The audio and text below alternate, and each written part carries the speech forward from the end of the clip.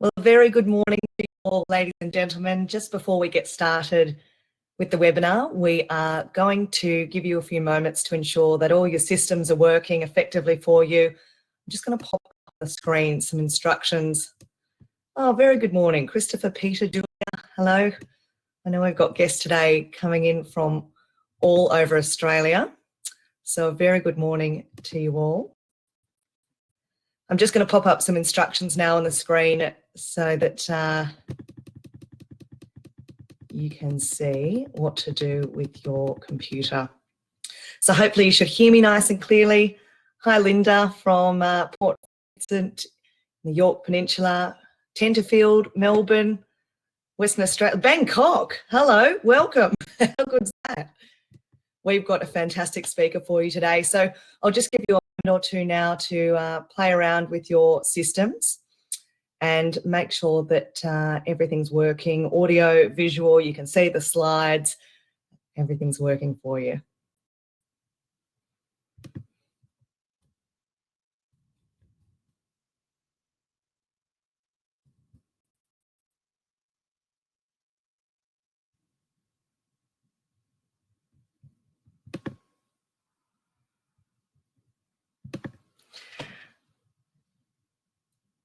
Well, hello there. My name is Lindsay Douglas and I'm going to be your Rural Aid host this morning. And great to see all the activity in the chat functionality just there. For those of you who are joining us for the first time, Rural Aid welcomes you to the Community Builders series of free webinars. It's all about supporting small towns in rural and remote Australia. I'd like to acknowledge the traditional owners on whose land we meet today, recognising traditional owners Australia-wide for their continuous connection to the land. We pay our respects to elders past, present and emerging.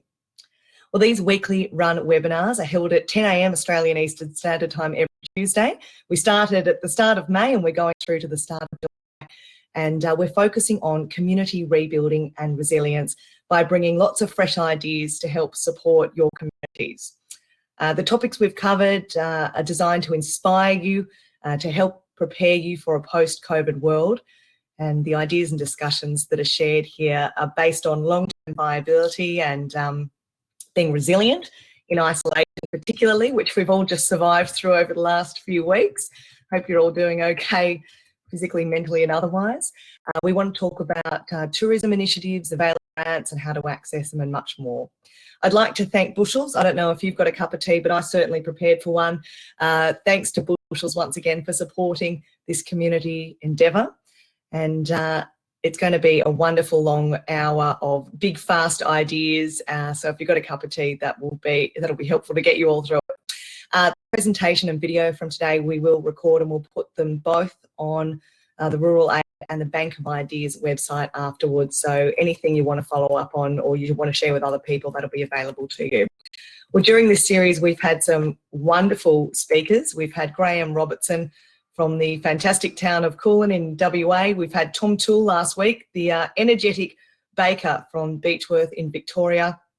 But this week, we are going to head to Queensland to meet Mark Evans of Paronella Park. And we're going to be talking today about the role and opportunities of tourism in a post-COVID world.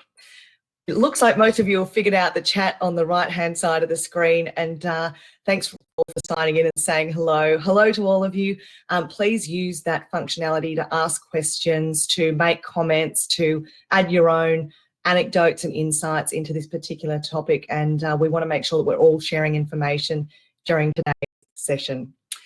Now, not that this next individual needs any sort of introduction, but please indulge me while I introduce you to him very briefly. We're joined today by the wonderful Peter Kenyon from Bank of Ideas. He's the lead consultant there, and for over 35 years, he's led the charge of all sorts of community change and renewal projects. And I think over the last 4 decades, he's impacted something like 2,000 regional, rural and remote communities. He's just so motivated and desire to create healthy, inclusive, connected, sustainable and enterprising communities, and most importantly, flourishing local economies. So Peter, if you're able to join us now on the webinar, I wonder if tell us what we have in store today. Lindsay, and thank you for that over-the-top generous introduction. I can hardly wait to hear myself speak after all of that. But Lindsay, I want to welcome you to these webinars as the new host.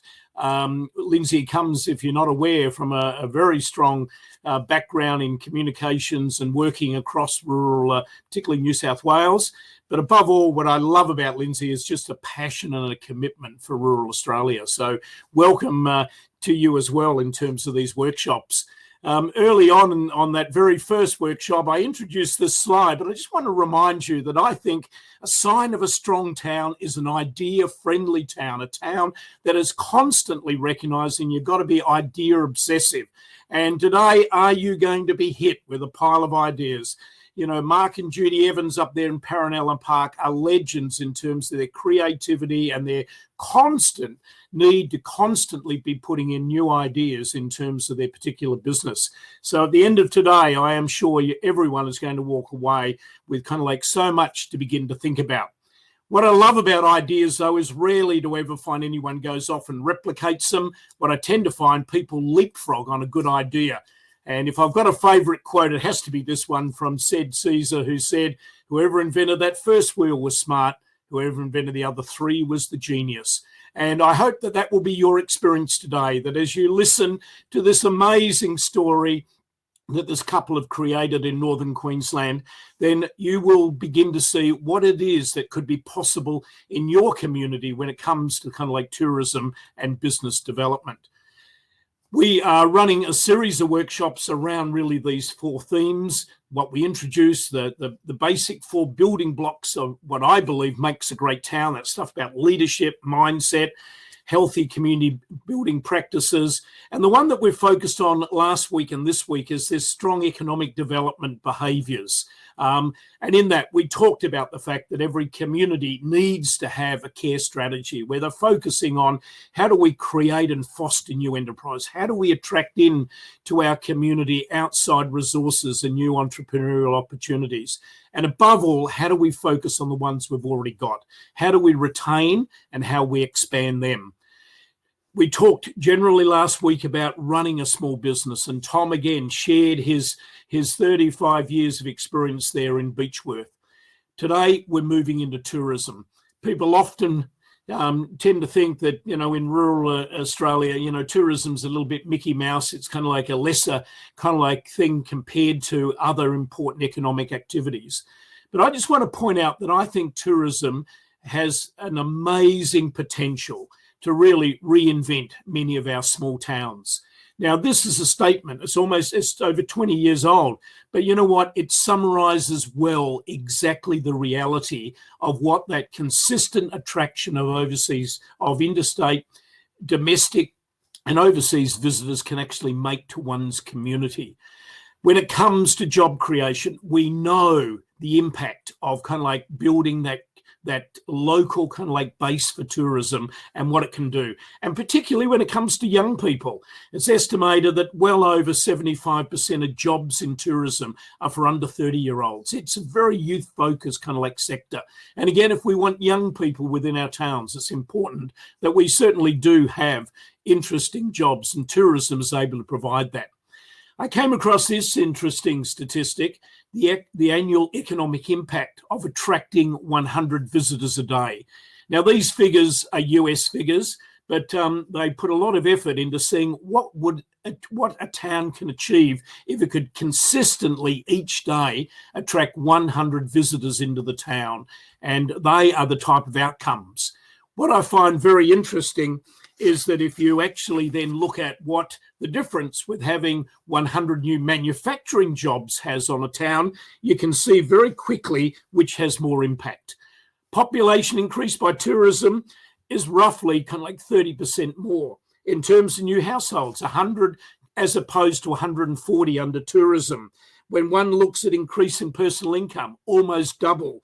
When one looks at retail sales, almost kind of like 3 times more. When one looks at the number of retail outlets, you're looking at 3 under manufacturing compared to 7 under tourism. And when it comes to new industry-related jobs, again, it's almost double, 111 to that of 95 when it's looking at manufacturing. So to me, this is a serious industry. It's a serious sector. It's one that every town has the potential to become part of, because at the heart of tourism is this thing called stories, and every town has it. Now, we now know under COVID-19, we've had a massive hit when it actually comes to international kind of like tourism. And I thought the comments by our federal treasurer when he related that scenario, that on Easter Sunday in 2019, 40,000 passengers through Brisbane Airport, this year 31. And I think we've actually seen that impact. It's estimated last year that there were over 12 million overseas visits that Australians did. They spent $60 million. Well, we know that travelling overseas is not likely to be a reality for the vast bulk of us, certainly before the end of the year. So where do people holiday? Where are they going to spend that $60 million? And I think that's one of the great opportunities, particularly for rural and remote and regional tourism. It's thrown up amazing possibilities. So at the start of this workshop, and as we listen to kind of like Mark Evans share their story and share insights into what's made it happen, can I just finish by just reminding you that any community that's really interested in an effective tourism strategy needs to focus simultaneously on 4 things. The first is how we simply attract people to our community. It's often referred to the marketing bit. It's the bit that we often put most energy into. But you know what? It's the other 3 that actually matters even more. It's about how do we keep people in our town, not just driving through for a toilet stop, not just being there to kind of like grab a cup of coffee, but how do we actually lock them into the town? Because we know the longer they're there, the more times they put their hands in their pockets and start spending. And thirdly, how do we actually increase that expenditure, particularly on local products and services? And finally, how do we just give them such a good time that they will want to come back, or they'll kind of like tell other people? And it seems to me when we want to evaluate how well we're doing in tourism, these are the 4 indicators that we probably need to begin with. So today, let's move on to hearing an amazing story of a couple, Judy and Mark Evans.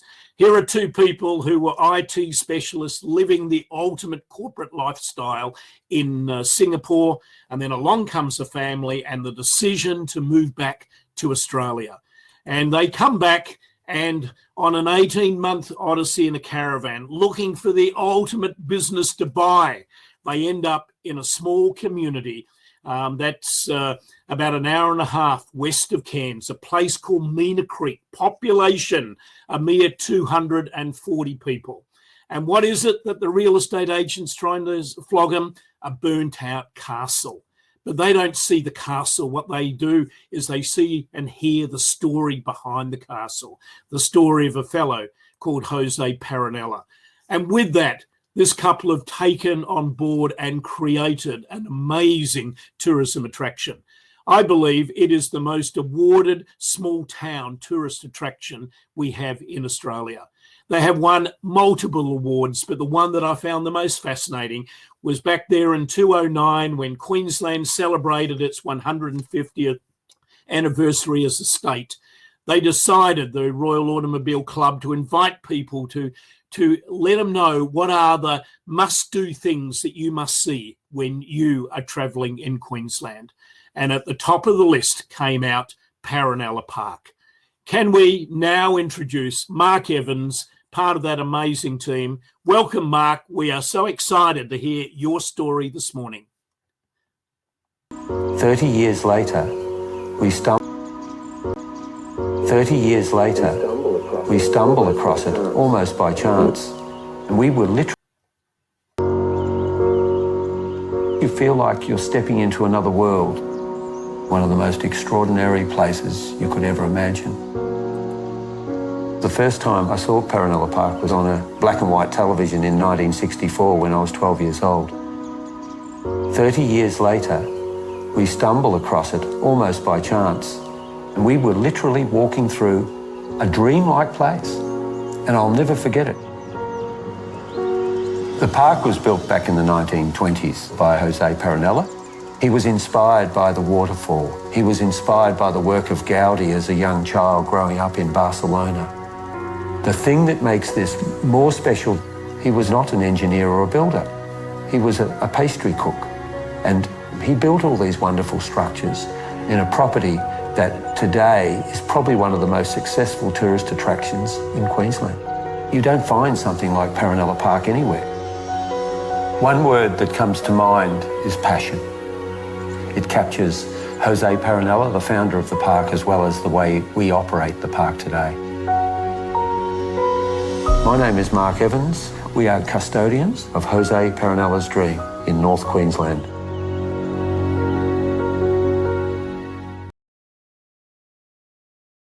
Much, Peter, for that. It's absolutely my pleasure to speak on this webinar today and tell you a little bit about the journey that Judy and I have been on now.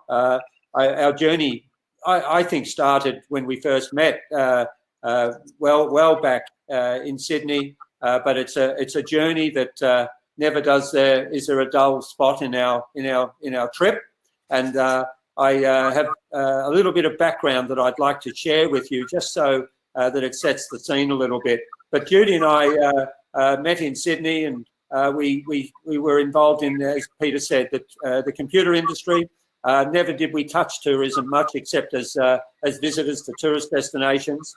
But we finished up back in 1985-86 as working in Singapore. And it was an amazing place, and we had the opportunity to meet incredible people. And one of the things that we found was it was a wonderfully successful stint in Singapore as a manager of the operation there in Southeast Asia and so on. But the really big thing for us was the learning that I found from it, which was the importance of relationships. Relationships, to me, that lesson was learned because when you went to a retailer in Singapore and you went in and you purchased something, you'd walk past the door 10 days later, and not only would he say hello, he'd say, "Hello, Mark." And he would remember your name and know the people that you do business with ongoing. And that relationship development I found to be key. A little later on, I'll tell you how we do that today at Paronella Park. What we found, however, was you can stay and feel very comfortable, but what we've found in life is there's always an opportunity to change, and change is very, very positive, amazingly wonderful. And we've had triggers for change all the way along. And basically in Singapore, it was a nervousness that our kids were growing up in a very plastic environment. So we decided to head off back to Perth and do a caravan trip around Australia. And the aim was 2 years. And I must say, it was an incredible journey. It was an amazing trip. We met so many people, fellow travellers, caravan park owners, and so on. Judy thinks it was a fishing trip for me. I know Judy taught the kids and I did the fishing, so I supplied the food. But I will say that we went to many places. Most of all, we went to places that were told to us through word of mouth. And I think we stopped in a fairly nice town, a beautiful town, in fact, called Bright in Victoria. And we were at the desk of the caravan park, and a lady told Judy, Beechworth, wonderful place to go to, and there's a bakery there and you must go and visit it. And I think I've heard that name, Beechworth Bakery, 250 times since, through the wonderful presentations of Tom O'Toole. But I very often mention Beechworth Bakery, even today, when I'm greeting guests out the front car park at Paronella Park. And they all say, "Oh, we've been there." So it's an amazing story to tell. But what I do find is that we learnt another important lesson as we travelled around this incredible country, Australia, whether it was outback or whether it was along the coast. We even went to a little island down south of Australia called Tasmania. And that little place was nearly home for us, but all of a sudden it got cold. But I will say that customer service was by far the biggest learning lesson that we found. We remember the wonderful Peaceful Bay Caravan Park the Mandalay Caravan Park in WA. These are the places that 28 years later, we still remember. And we remember the people that helped us out, the owners, the operators. They were more than owner-operators. They became wonderful memories and friends. Then we were sitting in a caravan park in North Queensland. We had lived in the tropics in Singapore and decided this was the place to stop. And we stopped in Palm Cove. And after a couple of months of sitting and relaxing and doing a bit more fishing, the kids in school, we decided it was time to look around. And we met a real estate agent that worked from home. And that agent was named Mark, and we'll never forget him. We asked him to look around for us, and he actually was given some directions. He said, "What are you looking for?" And I said, "We're looking for something interesting." And I can tell you a week later from the telephone box in Palm Cove, I rang Mark and I said, "What's up?" And he said, "There's a place at Mission Beach, there's a place at Port Douglas, and by the way, there's a place near Innisfail. It's a castle, a waterfall, and a caravan park." And I recall saying back to him, "Well, Mark, that sounds interesting." And the thing that we did, we went down to look at it and we just couldn't believe it. We were so surprised that we had never heard of this place. And I have to say, the bank manager was the final comment. The bank manager we went to, and what did he say? He said, "Sorry, I don't think I can lend you the money. I think you're a bit crazy." His wife changed his mind. Look at the big picture and learn as you go. But Paronella Park, this beautiful place, wonderful story. Jose, you got it from the video, was an inspired man. He saw the waterfall. He came out from Barcelona with a dream. Not only did he find that park, but he also found love. He actually was to marry Margarita and Matilda, who he went back to Barcelona to marry. And what did he find? It was 11 years later and he forgot to write. And not only did he forget to write, Matilda had given up waiting for him. And he finished up marrying Matilda's younger sister, Margarita. Jose and Margarita went back to in North Queensland, purchased the property on Mena Creek and built this amazing place in 6 years. 6 years of hard work. And I think the lesson I would suggest for building fountains, tunnels, bridges, tennis courts, planting out 7,000 trees, hydroelectric systems, all this was built in 6 years. But what he did was build it over 6 years in stages. So he broke the big dream down into a plan in his mind, and he built it all over those years. I must admit, the big message here is have a plan. And the person you're looking at right now is Teresa, and Teresa is the daughter of Jose and Margarita. And Teresa came back, and I will explain a little bit about her story shortly and the importance of her in the recovery. But we have been inspired by Jose's story, and I'd like to now hand it back to Peter. Thank you, Peter. Yeah, thanks, Mark. I wonder whether, Mark, you might just share a bit about what is this business fundamentally about. You took over an amazing complex developed by Jose Paronella, and you have continued his dream for it to be really a pleasure palace, a place that people could really enjoy. Can you tell us a bit more about what's the business kind of like all about? What was it in Jose's day, and what have you done with it?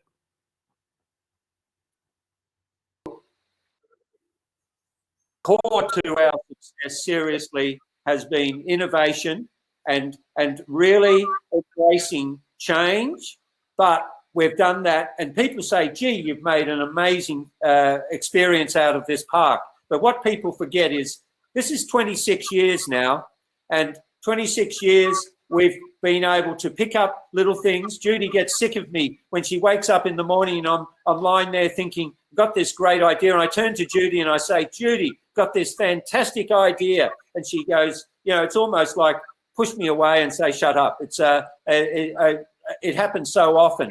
Ideas that we probably only use 10% of them, but every year we implement 10 or 15 new ideas. And the first really big one was we purchased the park, we took up residence at the park, and it was quite amazing because we had this opportunity to develop the park, but we didn't know a great deal about it. There were wonderful local people that came in, and they would tell us a bit of the story, sometimes conflicting stories. But all of a sudden, out of the blue, we met a lady by the name of Teresa. And Teresa, the lady that I pointed out on that slide earlier, the daughter of Jose and Margarita, turned up on our doorstep 4 weeks after we arrived.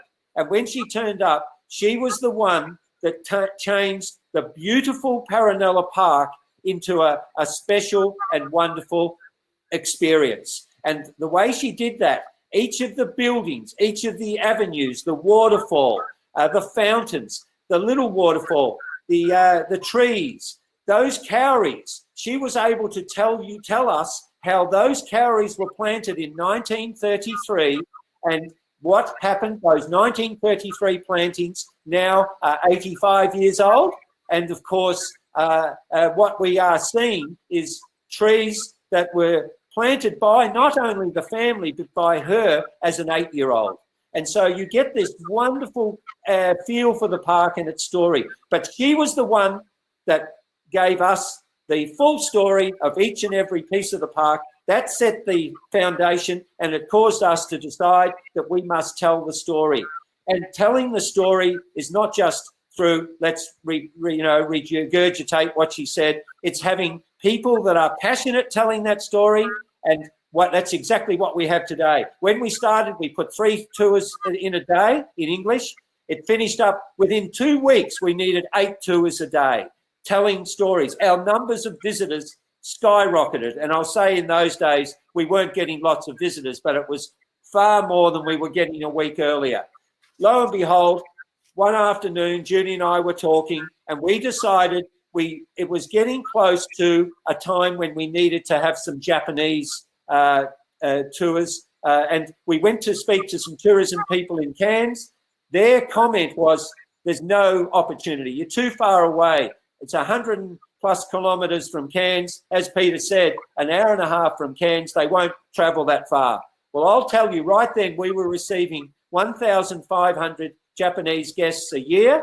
And we actually found a girl that walked up to me out the front as the greeter. And what happened? She said, I'm Satomi. You should employ me. I speak and am Japanese. I can make sure your Japanese guests have a most wonderful time. Today, we receive 22,000 Japanese guests per year. It makes up almost 20% of our visitation, but it gives you another message, which is very simple. Don't listen to the naysayers. If you believe it, go for it. It's important. We've since subsequently now have Chinese tours, hydroelectric tours, and night tours. The importance of social media. We've actually installed and have Facebook, and we ask people. I notice there's a lady that's watching this program right now, Vicky, a local person, and I'm sure she follows us on Facebook. A recent visitor, but has visited a number of times. And what we do is we use Facebook to keep people informed and up to date. And little stories, little pieces, little snippets. Of course, if we win an award. But what we have now is 50,000 people that have actually caused us to make Paronella Park their #1 place to visit in not only Queensland, but in many cases Australia. And that is so beautiful. There's a shot that I absolutely adore. We didn't pay for that shot. That shot was given to us. It was taken by a Japanese film crew, and you couldn't get a beautiful shot. We are out in the rural areas, and boy, they had the equipment and they put that together. And that to me is one of the classic shots. By the way, we get 3.5 metres of rain. It's raining today, and annual rainfall. The sky wasn't like that. It was clear and beautiful that night, but we get our share of rainfall. Yep. What I can tell you is we do things a little differently. We greet, we say farewell. That has been the biggest single opportunity to meet our guests. Departing gift. We have a little gift that we give out. Every time a person visits, we give them a gift to make sure that they remember us. That gift came, I'll tell you about it a little bit later, which it came from a building that was damaged in a cyclone. Peter, I'd like to hand it back to you. Mark, you've given us a great introduction to this place. Tell us what makes the current business work. If you had to indicate what are those ingredients of success. Last week, Tom O'Toole gave us his recipe for making dough his way. What's your recipe for a successful tourism business? Peter, I would absolutely say that the creation of a destination. Now, in our case, it's such a small town that we can manage and control that. But if you look at a small town, and I've been with you to many parts of the country, and one of those I remember was Kimber. And I remember Kimber very clearly. It has some of the most beautiful assets, but I think what people forget is in their own backyard, they have these special assets. The value that people put on the Paronella Park in 28 years ago was limited, and that was recognised by the manager from the bank's comments. You know, I think you'd be crazy to buy it. His wife, by the way, said, if the right people buy the park, it'll do very well. But I think every town have these beautiful assets. Most of all, they not only have the assets, they're the ones that hold the golden piece, which is the storytelling. The storytelling is absolutely critical to make the assets come to life. When we were in Kimber, I remember that beautiful museum and amazing pieces. And telling the story of those pieces in that museum is so critical. The same thing with those silos. Now, every second town across the country now has these beautiful silo artworks. To me, this has to be brought to life. Everybody in the town has to get together. As I say, it's a lot easier for us because we not only own Paronella Park, we have the Mena Creek Hotel, we have the Mamu Tropical Skywalk. So we bring these together, and now we actually have a destination. We actually found early on that people would say, what else is there to see and do in the area? What we've noticed since we've created this destination, we have now the snapping tours. So we have a visitor desk that we can actually say, go do a tour on the crocodile-infested South Johnson and North Johnson rivers and enjoy yourself with the family there. These are the types of things. And what we're finding, it's one thing to set up a business, it's sustainability. Yep. Last year, Peter, we introduced live music to the park. We had the String Family, and many of your guests today would actually recall the live music that they listened to, the String Family Quartet, and I think that captured the imagination of the people at night time with the light up. Back to you, Peter. Yeah. Mark, you reminded us that it rains a lot up there in Mena Creek. But what I always love, every time I visit the place, there are you out in the car park with umbrellas, greeting people as they drive into the car park. How important has that been in terms of your business, greeting people where they are in the car? Absolutely critical. I can tell you that when a car pulls in and it's raining, you can see the glum faces that these people have as they pull into that car park. When you walk over there and you hold up a couple of umbrellas, the smile bursts out. All of a sudden, that beautiful one day perfect, the next actually has some meaning. There is no doubt that it's the greeting and it's recognizing people. It's saying, hi, welcome back. And they say sometimes, oh, you recognize me. Well, usually it's because they're smiling and you can tell they've been there before. If I get it wrong, I actually find that getting it wrong is not a problem because you can say, was your brother here last week? And so you can sort of throw a story, but I can tell you it's the departing that actually makes a big difference. When people are departing, you have the ability to get information. You can provide for them different things. We give a 2-year pass. We actually greet them and let them know that they can use our binoculars and selfie sticks. The park has wonderful wildlife. The story is being told. Every tour guide takes the guest on a journey that includes, here you are, here's a little reminder. We've got languages. We've got multilingual pieces of the story. We've got 15 languages now, all done by the guests. We've got flora and fauna pieces. This actually lets people know, and it was recognised by Gardening Australia. Jerry, many of you know Jerry. He saw that as one of the best around. The umbrella I've already mentioned. Can't go wrong with umbrellas when you get 3.5 metres of rain. We also find that the park has a story to tell, and we just recently met a person, Peter, that actually said this is one of the best stories in Australia. And her name was Vicky, and from down south, and she wants to make a movie. She is actually a movie producer. So we've had books, theatre, and now there'll be a movie made about the story of Paronella Park. The list goes on. There's Wi-Fi access, the whole lot. Thank you, Peter.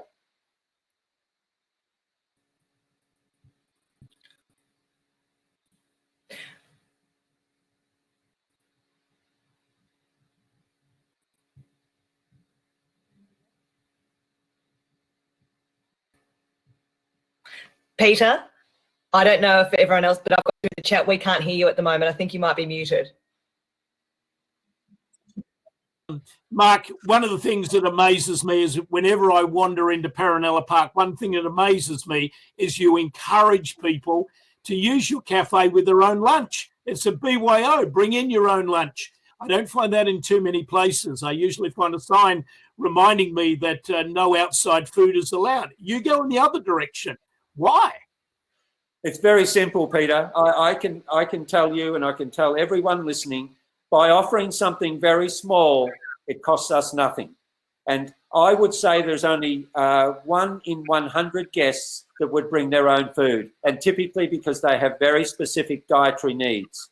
So we don't mind them coming in, even taking that food into our cafe. I actually invite them. I actually mention that to every person that visits. If you've got your own food, please feel free to bring it inside. And by the way, if you want to eat our food in the cafe, you can. 200 metres away, we've got the Mena Creek Hotel. That beautiful machine that everyone can see now, that people can hashtag Paronella Park, and that allows them, it causes them to become Instagram followers. So there's another piece of social media, but it also allows them to print a photograph with Paronella Park on it. It's hard to get a hard copy photograph of yourself without paying $20. We give that to our guests free of charge as part of the experience. And we've found that also has increased our number of Instagram users up now to in excess of 15,000. So Instagram, younger generation, that's how it's worked. Thank you, Peter. Mark, it's not just the park. You've now expanded the options you have now in Mena Creek. Can you share what else are you doing in terms of creating really a wonderful kind of like destination that can stretch over many days? Yeah, look, what we've found is it came along. We realised that the local hotel didn't open up on weekends. On Sunday and Monday nights for meals. So we were serving evening meals. We're not set up to do that. We can do our morning teas, afternoon teas and lunches. So what we did, we purchased the hotel, and we've really turned it into a pub now that is probably less a drinking pub and more a dining pub. And the number of meals, and of course, on top of that, the number of guests eating has increased dramatically. Now, not only has it increased dramatically, the quality of the customer service that we provide there has also increased dramatically, so much so that the pub actually took out Queensland's #1 bush pub in 2007. And to us, again, using that as a measurement, as a guide, we're doing things the right way.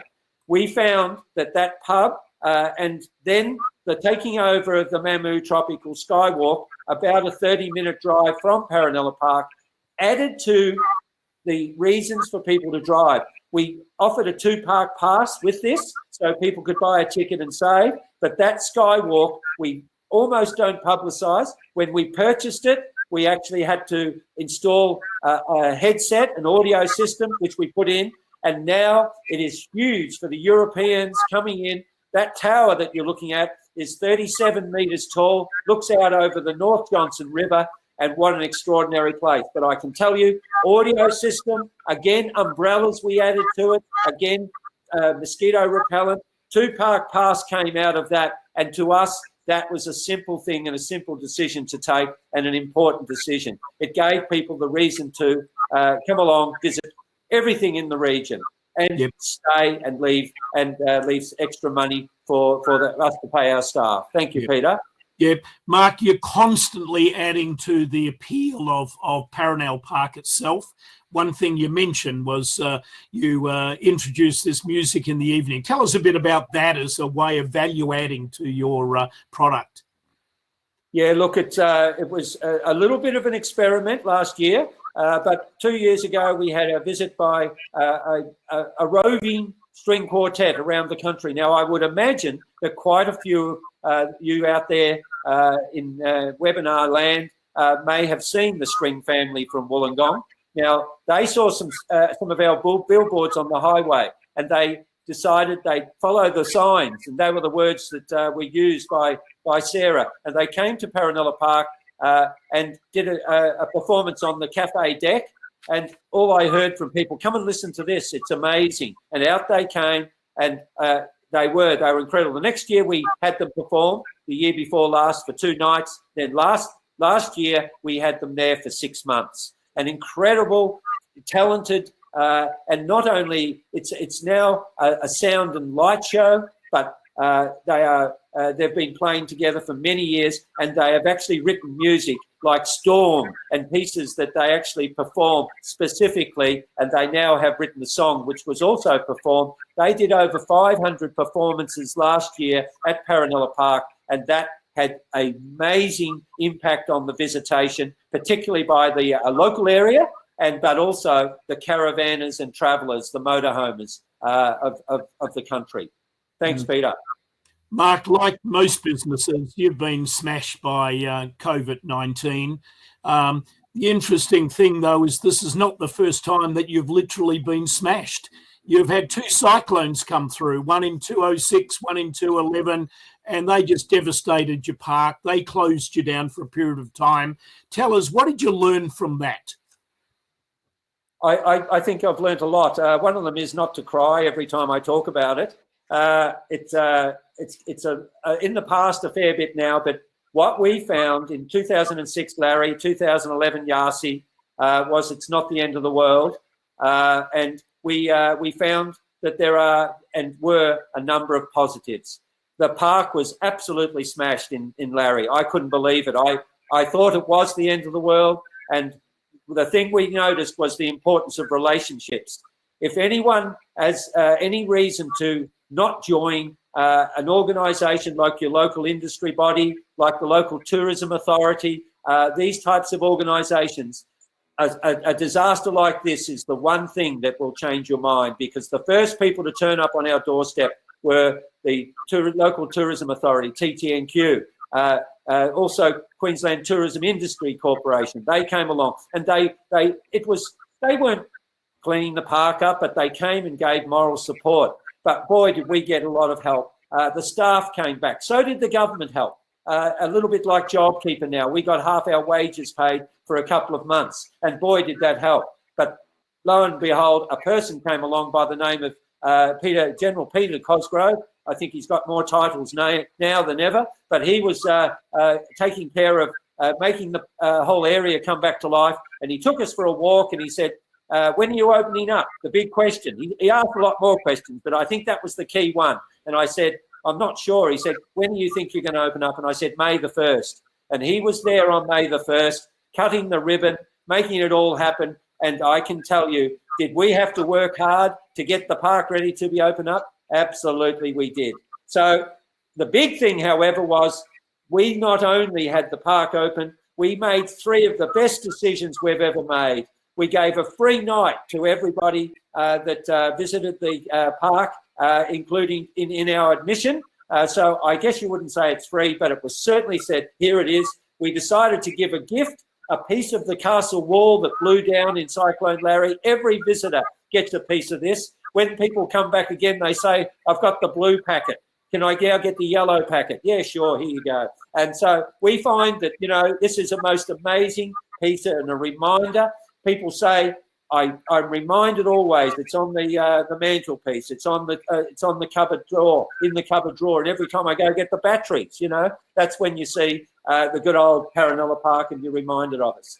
We also gave a 2-year ticket to people that visited. And to me, this has been incredible. When people come back, 70+% of those people come back with visitors in tow. I've had people come back where one person has come back with their card, proudly holding their card, with 20 and 30 people. A big family reunion. It happens all the time. It's amazing. And I'm sure that 2-year pass just makes it comfortable. I can actually see that card and I can say, they've got it almost hidden, but I can see the green on it and I say, welcome back. Great to have you come back to Paronella Park. And it's amazing. Back to you, Peter. Yeah. Do you mind if I jump in quickly, Peter? There's a couple of questions on the chat I just wanted to get through to you, Mark, to get your response to. The questions are around what you're doing during this COVID shutdown, particularly given such a significant proportion of your visitors are international. And what are you doing to pivot, which is sort of the new COVID buzzword at the moment with your during this time? Okay. I think as soon as we finish here, I know I've got another meeting, and then this afternoon another meeting. We don't stop listening to webinars, and I think a lot of those people out there feel exactly that. And I can tell you that from the day we closed, to be quite honest, I lose totally track of time, and I think most of our wonderful participants today would as well. This is a very tough time, but I found the best way to get over it is to keep busy. And what we've been able to do, we've done a huge amount of work. COVID ready, we've put a new doorway through where the reservations was. So we're moving our reservations, and that'll become the exit. To the right of that is the entrance. That's the exit that will take people out and give them a much easier run. They won't have to pass, so that we don't have that issue that they have in supermarkets. So that's that one. The next one is we've developed a new app. And if you can take it on to the next slide, that app, in fact, is something that we have never really thought about too much until recently. But now, when you noticed in the slides earlier, we have large groups of people travelling around. Now, this app will allow people to go to hotspots around the park and hear the story in English. We will have that ready by the time we open on the 10th of July, as long as everything goes smoothly out there. I can tell you that cleaning, painting, that deck and the posts and everything, we have cleaned, we have painted, we have renewed, we have refreshed, and these are jobs that are nearly impossible to do without a person that is without a person visiting the park. You need to have a time like now, sadly. The final one is we're installing the mirrored ball. Now, I know that Vicky would have heard about the mirrored ball, and some of our listeners would. This is incredible what happens. A guy gave me this mirrored ball in the car park. He very quickly, he delivered it to us. It came out of a warehouse. He gave it to us for free, and he said, you might be able to use this. We took it to a local tradesperson. They said, oh, we'll fix it. We'll do it for cost. Well, what did they do? They did it for free. We've now reinstated this mirrored ball in the ballroom. I got a phone call from Ross, who gave us the ball in the first place this morning. He's coming through on Thursday. He has no idea that this ball is reinstated. It's going to become a centrepiece of the park. But I can tell you that these times create opportunity. And I think that's exactly what happened. We're now doing things that we wouldn't have been able to do otherwise. Yeah. Thanks, Mark, Peter. Obviously, a lot of our viewers are interested. How are you going to cope with the 1.5 metre distancing regulation? And some of those regulations are going to be around for a while. Can you give us some insight how you're coping with the current restrictions and will cope? And look, really, we're not going to have guided tours. As such, we will have tours that will follow a predetermined route throughout the park. It will mean that a visitor will be able to download this app on arrival. It means they will be able to walk through the property, and we will have in strategic positions around the park, for example, on the tennis courts near that area where you see the hero shot, the lower build castle. We will have a staff member and at other points, just making sure everyone's getting it, answering questions, adding to the experience. We know it's different, but we know that we can make sure that. But we're doing things for entrances and exits right now. We will make sure we create space. We're not expecting to be run off our feet when we open, Peter. I think that what we will be doing is creating space. We're very fortunate we have 5.5 hectares of space to work in. But the main thing is following set path and routes. People that want to sit down in the picnic area in the cafe, we still have to abide by the normal rules there of 10 people at a time dining, but we will get there. And we're ready for it. Thank you. Mark, your Premier announced, I think yesterday or the day before, that she doesn't expect state borders to Queensland to be open much before September. You obviously have a massive number of both Chinese and Japanese that used to come. You're obviously going to have to rearrange your target, how you're targeting people there. Have you got any, as is most of our rural businesses, our tourism businesses, have you got any words, any pearls that you want to share about how do we focus on this drive market? How do we focus on the domestic market? How do we focus on the local community market? Any comments there? I think it's ensuring that you have targeted diverse markets. We have, and yes, you're right, we have markets that we won't see for possibly 2 years and more. There's maybe one up north that we may not see too many at all. But I can tell you that a significant part of our business was local, a significant part of our business. And when I say local, we've got Cairns and we've got Townsville and we've got the Tablelands. And we're getting lots of calls. We're getting lots of people calling now and saying, when are you opening? And that's good because that's better than even a post on Facebook. To be able to talk to those people and say, we are opening on the 10th of July. And yes, we will be creating expanded experiences. What I can tell you, Peter, and listeners, is that the other market is the Southeast Queensland market. We are getting many phone calls and inquiries about caravan sites and coming up here. And we have bookings from July through till December, and they are coming every single day. So we are getting the bookings. They're not near the numbers of cancellations we had, but it is certainly a positive thing. Certainly, we believe we're okay. Of course, we're going to have to take it day by day, week by week. Yeah. If it's any encouragement, Mark, our Premier announced a week ago that as from yesterday, our intra-state borders that were established, like if you're in the metro, you couldn't drive into the wheat belt and whatever, have started to be untangled. We still have 4 regions within WA, but you can now travel within it. And yesterday was the first day. My daughter, typical, is part of what I think is close to 60% of people who have stated that they are keen to travel again, not obviously overseas, but within the country. She decided to ring a very isolated farm stay place that had a caravan park. They, in the first 2 days, had 700 bookings made in the first 2 days, and there was no vacancy until the middle of July. Now, I hope that will be the experience of everyone across the country, but there is a desire amongst Australians to travel. And now that we can't go overseas and we've got to do it, boy, people are looking to our rural areas. And I think there's some amazing opportunities there. Your comment.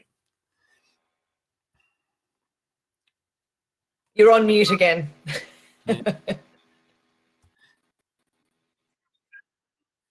And I think it's a key word. We've noticed that relationships, having a business plan, even if it's only a small one. We had a business plan that we took to the bank manager, and he was quite surprised. He said, this is 26 years ago, so you've got to forgive him. But he said, we were the first business that came in and actually said, here is our business plan. And I was quite surprised. Judy and I were shocked to hear that, but it certainly had a big impact. Tick off the little jobs. And I think also another winner is enter those award programs. You heard the pub won an award, the parks won numerous. What they do is they are a bit of a guiding light. If you can't answer the question, what do you do for your staff? You need to think about it. So all these questions that they ask in those tourism awards and industry awards like the Telstra Business Awards, they're very valuable, and I think they're a great resource and underutilised. I know it's hard work, but I can tell you there's nothing nicer than having that as a guiding light and taking an award home. Thanks, Peter. Mark, we're rapidly running out of time, but I know one of our viewers particularly wanted to know whether travellers with dogs were catered for at Paronella Park. But secondly, I wonder whether you might just finish after you've answered that important question with what it is, Mark, if you've got some take-home message to people who are interested in running a good tourism business, what's the summary take-home message you want to give? And secondly, to those authorities, our local governments, and to other bodies that see the new opportunities that COVID-19 has brought in terms of domestic tourism, what's your advice to them to being helpful to people who want to get going with tourism initiatives in our small country towns? 3 questions, Peter. Yep. I can tell you that, number one, we look after the dogs in the cars and the caravans that pull into the park. We've had up to 7 dogs out the front. It's a bit of mayhem, but the guests love it when they come over and say, we can't leave our dog in the car, and we'll babysit your dog. We'll dog sit. So we do that. What I can tell you is, for those small businesses out there, I absolutely believe that right now is the time to step up and to find your passion if you don't already have it. It's time to find your passion and your enthusiasm and the love of what you do. I think there is a need for everyone to refine and tell their story. Tell the story of their business, the people, the history in the area, the beautiful stories. Whether you are a motel or a pub, it doesn't matter. Telling stories are what it's all about. And to me, it doesn't matter what business you're in. When it comes to the local government, I think the absolute key is that those people in local government need to realise that the business that was in good shape before this COVID crisis has to survive, has to be helped, has to be given the necessary ingredients to come out the other side. They're going to come out shell-shocked. They need every bit of help. I personally, if I was a councillor or a mayor of a local government authority, I would be going out to every business and letting them know you're there and you are aware that as best you can are available to help. Because I know what we're going through is a silent thing and we don't know when it's going to finish. And boy, I think we've got a little bit of a road to hoe, but I think that would be the best thing council people could do. Thank you, Peter. Thank you, Mark. Thank you for your inspiration. Thank you also just for your generosity. One thing that has so always impressed me about you and Judy is you are so generous in sharing your ideas and really wanting to support other people on this journey of really building amazing enterprises in rural Australia. So can we just thank you for today, but thank you for what you do and what you continue to do to help others within the tourism industry. Back to you, Lindsay, to close it off. Absolutely. Well, wonderful to see the chat going on the side of the screen here. There's you've really ignited a fire, I think, of sharing ideas and everyone trying to connect and share emails around. So your enthusiasm is just contagious, Mark. The 2 big takeaways from me as a marketer, one was that you don't have visitors visit your establishment and leave visitors, they leave advocates. And that's the reason you have a gigantic database, a huge following, massive social media presence, and in a town of only 240 people. The other thing that I love that you do is you give people a huge reason to come off the beaten track. You're not giving them a 20-minute experience that's, attend and forget. They want to tell everyone about it. And whilst a lot of those things that you do look like very generous expenses to the business, they're actually an investment in ensuring that people want to be raving fans of what you do. Just a really fantastic session, and you can see the excitement there on the side of the screen. Now, Peter Kenyon, you and I have a very exciting webinar session next week. We're going to be focusing on resilience and leadership in regional communities. We've got one guest definitely locked in and potentially a second very exciting one. Can you tell us first of all about Rob Hunt? Look, I'm so excited that we're talking about resilience and above all about leadership. And if I've got another hero in rural Australia, it would be Rob Hunt, the former CEO of the Bendigo Bank, who really was responsible for introducing what I think has been the greatest community economic movement since the co-ops of the early 1900s, and that's the community banking movement. And we know that there are now 321, and many of them in our small little towns, community banks set up in partnership with the Bendigo Bank. Rob was the person responsible for really fostering that whole concept.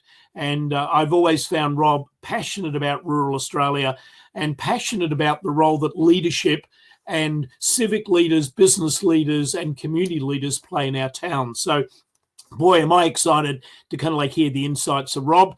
And Shane Fitzsimmons, well, he needs no introduction. I think people know about his leadership in times of disaster. So another great week where we go back to that very first theme of our 4 building blocks, leadership. Absolutely. I think next week's going to be a wonderful session. If you enjoyed today, we encourage you to invite along other people in your community who would benefit from attending the webinars. Of course, we'll send you the videos and the presentation slides within an hour or so of this ending. I just personally want to thank Bushels for their support of this initiative. Of course, Bank of Ideas, Peter, you and your team, and on behalf of Rural Aid, we hope you're enjoying these and we look forward to seeing you next week. Yeah, well.